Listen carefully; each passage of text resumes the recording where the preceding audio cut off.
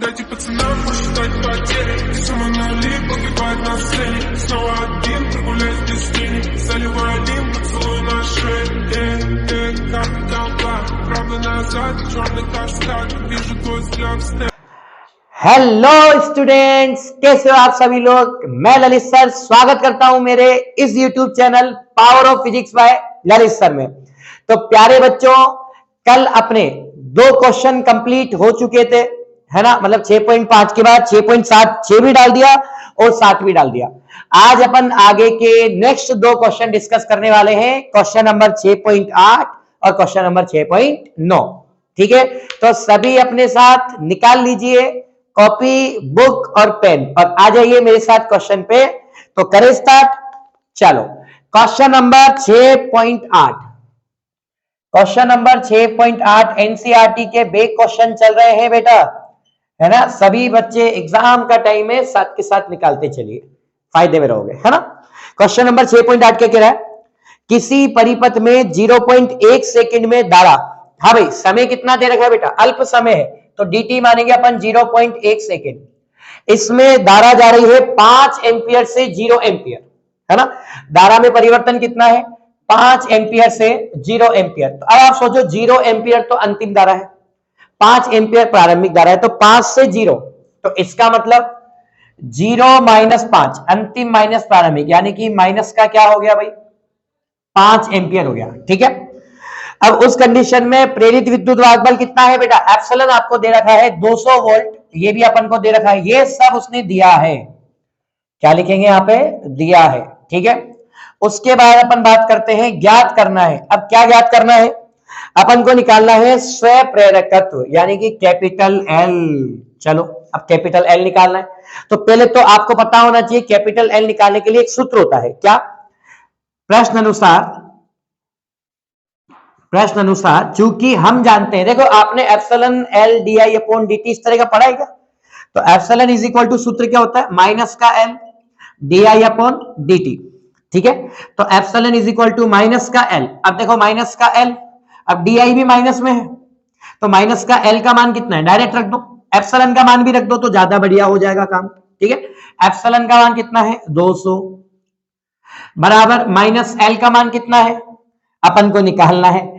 ठीक है, D I का मान कितना है, माइनस का 5 upon d T, D T का मान कितना है भाई 0.1।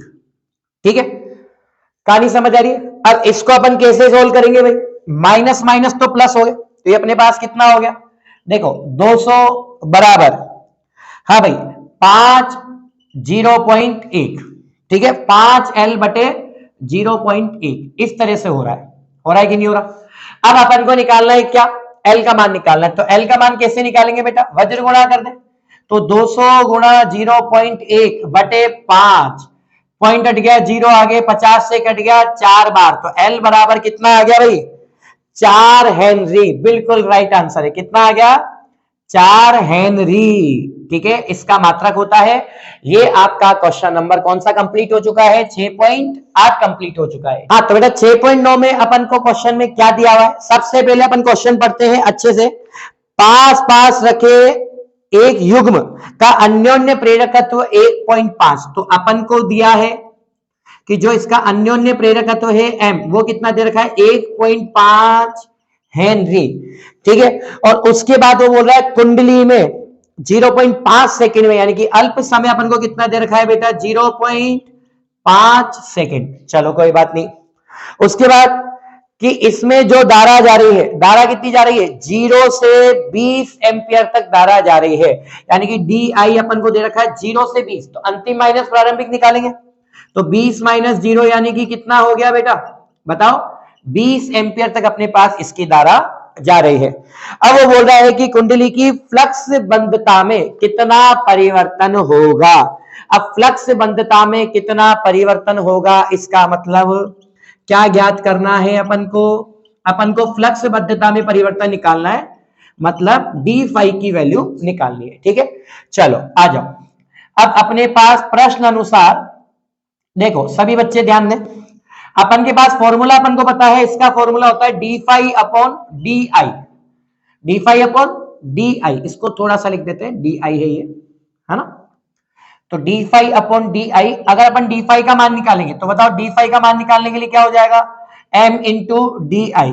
तो एम की वैल्यू क्या है बेटा 1.5 और डी आई का मान कितना है 20, तो 15 दूनी 30, यानी कि ये हो गया 30 वेबर। वेबर का मतलब फ्लक्स बंधता, आ गया आपका फ्लक्स निकल गया, तो 30 वेबर इसका राइट आंसर। देख लेते हैं एक बार, बिल्कुल सही आंसर है बेटा।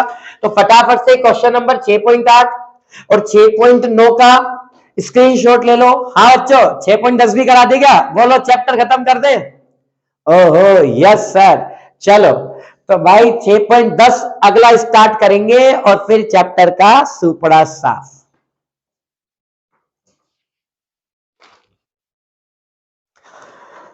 हाँ तो प्यारे बच्चों आ जाओ भाई लास्ट क्वेश्चन पे, चलो कर ही लेते हैं। बात तो 2 क्वेश्चन की हुई थी पर एक न्यू ईयर धमाका।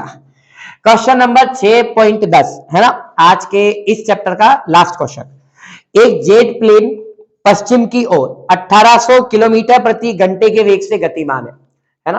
तो अपने पास क्या है भाई, क्वेश्चन नंबर 6.10 में पहले तो अपन को ही देखना पड़ेगा क्या क्या दिया हुआ है, क्या ज्ञात करना है। अपन को पता ही ना भाई मेकअप कैसे करते हैं न्यूमेरिकल का। हाँ तो मेकअप फिक्स होना चाहिए। क्या तो दिया है, तो सबसे पहले वेग कितना दे रखा है बेटा 1800 किलोमीटर प्रति घंटा, तो इसको मीटर प्रति सेकंड में बदलेंगे तो 5/18, 18 से इसको मल्टीप्लाई कर दिया 100 बारी कटेगा, 100 को 5 से मल्टीप्लाई करेंगे कितना आएगा 500 मीटर प्रति सेकंड।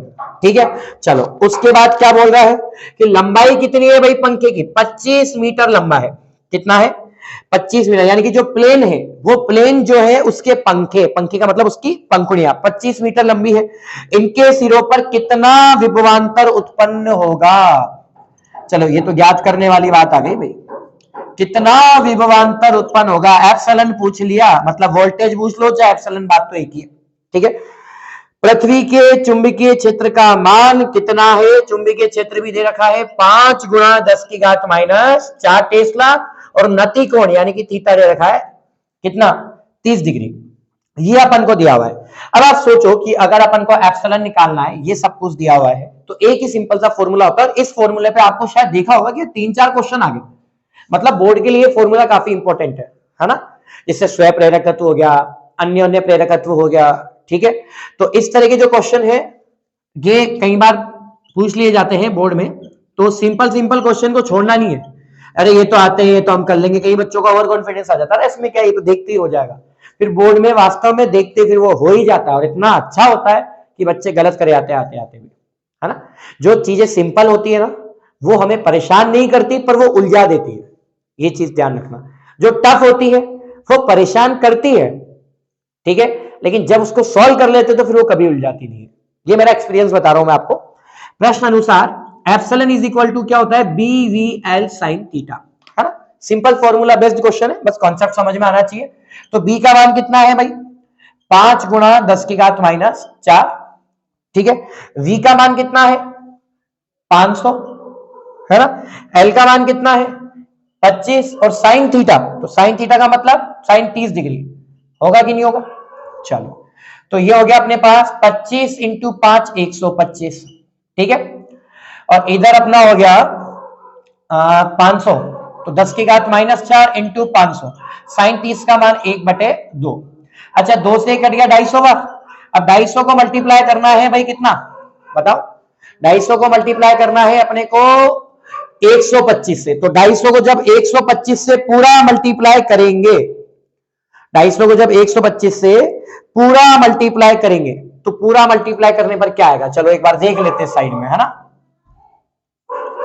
250 125, 0 5 25, 2 5 दूनी 10, 2 12, ठीक है, 250 इंटू 2 500, और ये आ गया आपका 250। ये आ रहा है 0 5 2 5 और 5 10 और 1 11, ठीक है, हाँ 312 50, यानी कि हो गया 31,250 गुणा 10⁻⁴। तो मैं ये आंसर फाइनल है अपना, तो इसके आगे इकाई क्या लगा देंगे बेटा, वोल्ट लगा देंगे, तो ये अपना एप्सिलॉन निकल कर आ गया, ये इसका फाइनल आंसर। और इसी के साथ आपका जो ये चैप्टर है वो कंप्लीट हो चुका है। तो चैप्टर 6 अपने यूट्यूब चैनल पे फाइनली फिनिश हो चुका है। अगला इसके बाद चैप्टर 7 उसके न्यूमेरिकल में लेके बहुत जल्दी आऊंगा, है ना। कोशिश यही रहेगी कि अगला वीडियो चैप्टर 7 का डाला जाए। तो सभी प्यारे बच्चे जो क्वेश्चन है इसका स्क्रीनशॉट एक बार ले लीजिए। मैं भी यहीं खड़ा हूं, साथ में मेरा भी फोटो आ जाएगा, टेंशन मत लो, ठीक है। ले लिया, चलो। अब उसके बाद सभी बच्चे थोड़ा सा ध्यान दें कि बेटा जो मैं क्वेश्चंस डालता जा रहा हूं उसमें अतिरिक्त अभ्यास नहीं है, क्योंकि थोड़े हाई लेवल और वो कंपटीशन लेवल के क्वेश्चंस है। बोर्ड एग्जाम में इतना टफ पैटर्न नहीं आता। बोर्ड एग्जाम में 2 या 3 क्वेश्चंस कंसेप्चुअल और टफ पैटर्न के डाले जाते हैं जो टॉपर बच्चा ही टच कर सके। तो एग्जाम्पल्स ज्यादा टफ होते हैं as compare to the in questions के। तो दोनों आपको कुछ नहीं करना, एनसीईआरटी के नोट्स प्रॉपर, मतलब बुक जिसे अपन बोलते हैं, बुक को अंडरलाइन करके शॉर्ट नोट्स बनाओ, या फिर मेरी कोचिंग के जो नोट्स हैं उसको फॉलो करो, ठीक है। एग्जाम्पल जो मैं करवा रहा हूं, ठीक है, वो कोचिंग में चल रहे हैं, ऑफलाइन क्लासेस में चल रहे हैं। ऑनलाइन में अपन ने जो केवल शेड्यूल रखा है वो बैक क्वेश्चंस का रखा है। तो इन तीनों को कंसेप्ट को क्लियर करते हुए उसके बाद ही आप प्रैक्टिस सेट या मॉडल्स पेपर वगैरह सॉल्व करना। उससे पहले डेस्क वर्क वगैरह में मत उलझना, फंस जाओगे, है ना। ध्यान रखो अपना, अच्छे से पढ़ना है और माँ बाप का नाम रोशन करना है। 2 महीने तुम्हारे पास बचे हैं, बस यही टारगेट आपको लेके चलना है। क्लियर? चलो, तो सभी बच्चों को बाय बाय, जय हिंद, जय भारत।